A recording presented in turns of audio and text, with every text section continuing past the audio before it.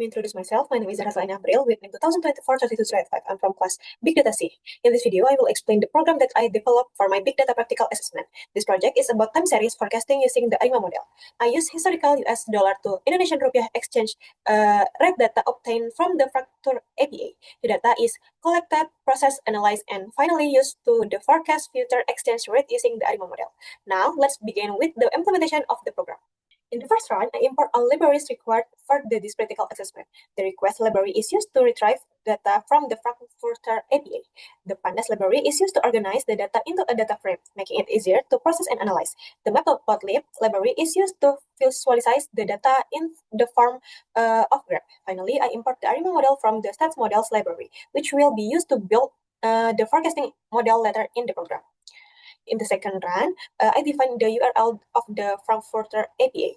The APA provides historical US dollar to Indonesian rupiah exchange rate data from January 2025 until April 2025.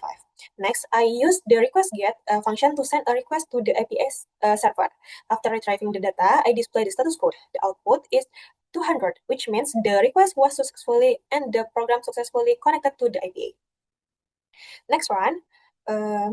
In this run, the retrieved data is still stored as an HTTP response. Therefore, I convert it into JSON format using the response JSON functions.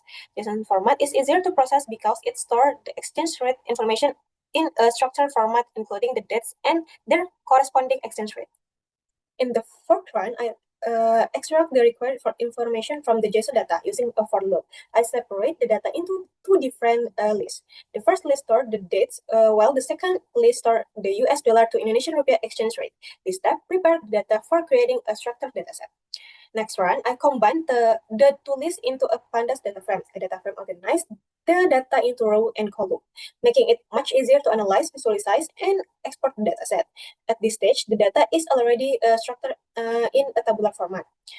In run 6, I use the have function to display the first 5 rows of the data frame. This step is performed to verify that the data has been extracted correctly from the APA and successfully stored in the data frame. The display output confirms that both the data column and the exchange rate column have been created correctly. In the second run, I use the info function to display detailed information about the dataset. This function shows the total number of records, the column names, the data types of each column, and whether there are any missing value. From the output, we can see that the dataset contains 84 records. The data column is initially stored as an object, while the exchange rate column is stored as an integer. This step helps me understand the structure of the datasets before performing any further analysis. In the eighth run, I use the describe function to generate descriptive statistics. The output provides useful information such as the number of records, the average value, the standard deviation, the minimum value, the maximum value, and the quartiles. The statistics help users understand the overall characteristic of the historical exchange rate data before building the forecasting model. In this run, I check whether the dataset contains any missing value. I use the isNull sum function to count the number of missing value in each column. The results show that every column contains 0 missing value. This means the dataset is complete and does not require any data cleaning before the forecasting process. In the next run, I prepare the dataset for time series analysis. First, I convert the column into date time format using the PD to date type function.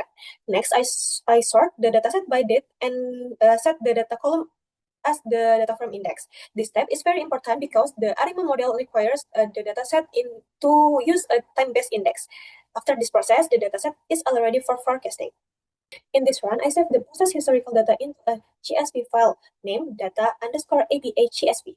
I use the to_CSV function to export the data frame. Saving datasets allow the original historical exchange rate data to be stored and used later without requesting the data from the APA again. In the 12th run, I create a line chart using the matplotlib library to visualize the historical data. The graph displays the movement of the US dollar to Indonesian rupiah exchange rate over the selected time period. The visualizations allow users to observe the overall trend and fluctuation in the exchange rate before building the forecasting model. By examining the graph, we can better understand the behavior of the historical data and determine whether it is suitable for time series forecasting.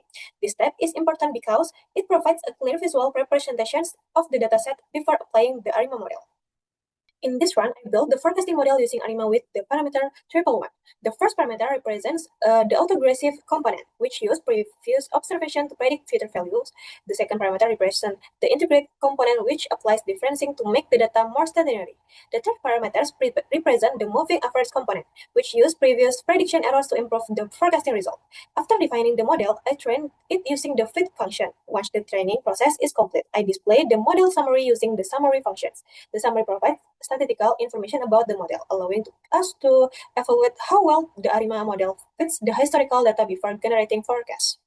The model has been successfully trained. I used it to generate forecasts for the next 10 time periods. The forecast function predicts the future US dollar to Indonesian rupiah exchange rates based on historical patterns later learned by the ARIMA model. The predict values are then stored in a new data frame together with their corresponding forecast dates. This data frame contains the final forecasting result that will be used in the next step. In this run, I create a visualization that compares the historical with the forecast value. The blue line represents the historical exchange rate data, while the red line represents the forecast generated by the ARIMA model. This comparison allows us to clearly observe how the model predicts future exchange rate based on historical trends. It also provides an easy way to evaluate the forecasting result through visualization. Next, I save the forecasting result into a CSV file named forecast_arima. I use the CSV function to export the forecast data. This file contains the forecast data along with their predict exchange rate value, making the result easy to access and analyze later. In the final run, I used Excel Writer to combine all the result into a single Microsoft Excel file. The historical dataset is stored in the data APA worksheet, while the forecasting results are stored in the forecast_arima worksheet. By saving everything in one Excel file, all the outputs from this practical assessment are organized and documented in a single file, making them easier to review and submit. Okay, that concludes my presentation of the time series forecasting program using the ARIMA model. Through this practical assessment, I successfully retrieved historical exchange rate data from Fortran APA, process the data, built an ARIMA forecasting model, generate prediction for the next 10 time periods, visualize the forecasting result, and export all output into CSV and Microsoft Excel files. Thank you for watching. Bye-bye.